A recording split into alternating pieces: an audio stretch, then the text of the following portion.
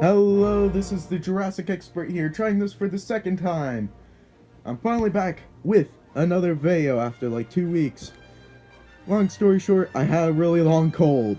Don't worry, I'm getting better. I'm better now. I'm getting better. Sorry if I still sound a little mucusy. But I just wanted to go over a couple of things before I get into the actual Toy Fair images. So, here we have the Plesiosaurus. I love how this looks. I think it looks better than its picture that we saw online. And we get a picture of the Brachiosaurus, which is making me very excited, especially since they've kind of recreated the moment when Alan Grant is first seeing the Brachiosaurus. When he stepped out of the Jeep and he's just looking at it. And I think that is cool. I cannot wait for for more images of that to come out. And for the first kind of official thing that we got images of, the Lego Jurassic World Legend of Isla Nublar sets, along with this cool little image here. So first of all, we get this smaller set of Owen, for somewhat reason, riding a giant drone, netting an escaped juvenile Dilophosaurus, with this kid character that's supposed to pretty much be like a dinosaur enthusiast, like Gray pretty much, and a little concession stand with a Jurassic World employee. Next we have like this Triceratops breaking out of its enclosure, where I guess there will be a function where you could have the Triceratops kind of stomp on the fencing, and it looks like it's actually smashing down and pulling down the pillar that's kind of holding the wire. You know what I mean. And there's a little cool gate that we get, a scientist, Masrani, a little tourist girl, and Owen riding an ATV. And next, we have a Baryonyx that has a lot of features that make it not look like a Baryonyx, like the sickle claw should just be regular 3 toes, doesn't need a sickle claw. So if Lego can fix that, that would be great. If it means no Baryonyx, then forget everything I just said. Same thing with the feather arms and the 4 fingers. Baryonyx only had 3 fingers. And it seems like they're going with this kind of treasure finding theme, which is interesting, and get some treasure hunting guy. And we got Red, Owen's dog in the series, and it seems to be Owen's little trailer thing that he lives in the first Jurassic World. Maybe this is how he finds it. And a little Jeep, their car thing. I don't know. And a cool little bit of land there. And so next we have this set that I both love and have a lot of problems with. So the things I like about this set, the fact that it comes with a T-Rex, it comes with 3 characters, including 4 baby... Oh, no, my mistake. 4 characters, including 4 baby Velociraptors. Well, not including 4 baby Velociraptors. So 8, including the T-Rex, that's 9 characters total. But we get a cool little raft. I don't know if that was like an intentional callback to like the Jurassic Park, the ride, the little river raft adventure. But the weird thing that's kind of conflicting me over this set is the T-Rex mech, which does sport the Ford Explorer. So eventually, Dennis Nedry's nephew, which is kind of the antagonist of the story, if he didn't watch the Lego Jurassic World secret exhibit, and this is kind of spoiling it for you. I'm sorry. I probably should have put a disclaimer before, but well. So apparently he's going to probably build this monstrosity of a dinosaur mech. Build this monstrosity mech out of a Jeep. I do kind of hope that there is a feature where you get the option of building the T-Rex mech or the Ford Explorer. I would kind of like to build the Ford Explorer more than the mech T-Rex, just because it's the Ford Explorer. And yeah, here's a close-up image of the baby raptors, and I really love that they did that. So moving on before I run out of time. Here is this is like a new baby blue figure.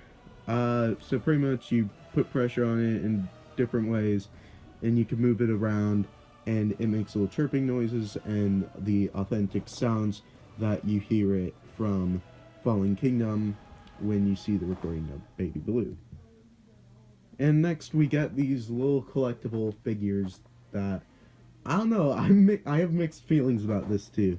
The designs are very cutesy, which I think would appeal to kids, and it does kind of give it a more likable personality that makes it collectible. And then also there's a wide variety of these figures, like you got a Carnotaurus, a Dilophosaurus, a couple of the Raptor squad members. Did I already say Dilophosaurus? We got a couple of Indominus Rex, a T-Rex, an Indoraptor, and Blue. And this feature, which I think is hilarious.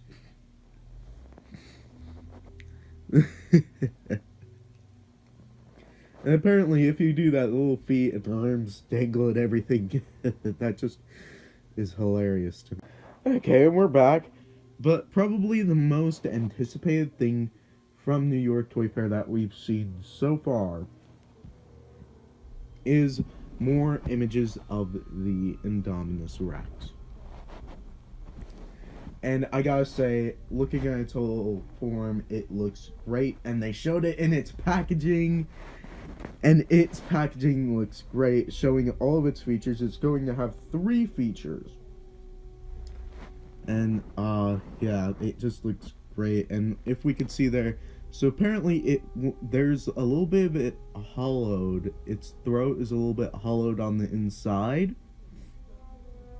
And I probably put up an image right about now of one of the little collectible figures that you saw earlier, kind of lodged in there.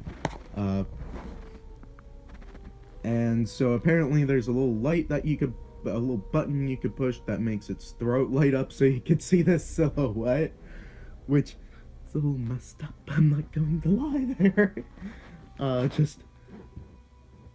So, and we're getting the same feature with the grab and growl Indoraptor, where it has the kind of slashing feature, and it's able to bite and everything. I do kind of wish the mouth was articulated, as I mentioned before, but this is still a really cool concept.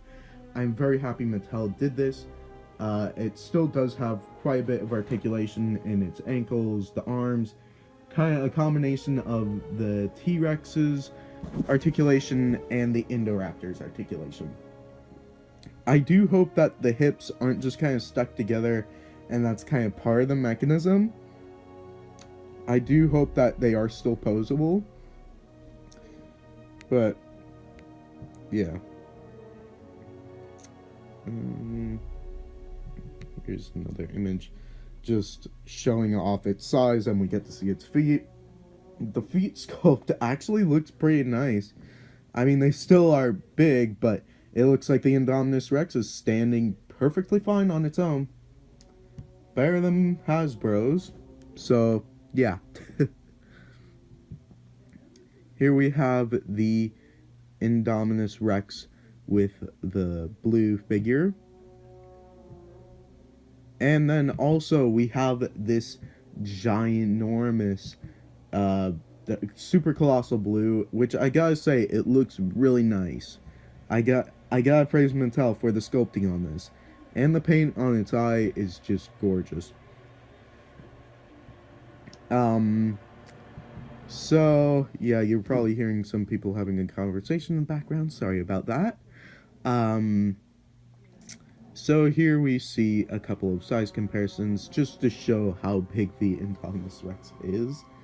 And this is them trying to scale it with the T-Rex, but either they need to rescale a couple of the dinosaurs to make them bigger, or they need to scale the T-Rex and Indominus Rex down. Because this is ginormous. So here it is next to a repaint Concavinator. Not too big of a fan of those colorings. And here we have it with a Baryonyx, which I actually kind of like those colorings. And a Metracanthosaurus. Interesting colorings. I'm mixed on that. And a Chilosaurus. I actually like those colorings. Those go pretty well. The Ceratosaurus, I'm also mixed on. I think at first I was like, what? And now that I'm looking at it more, it's growing on me. I think it looks actually pretty cool.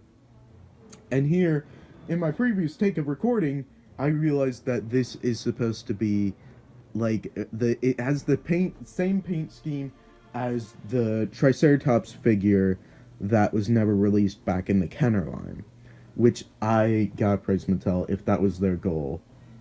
That is just so cool. And yeah, that's it.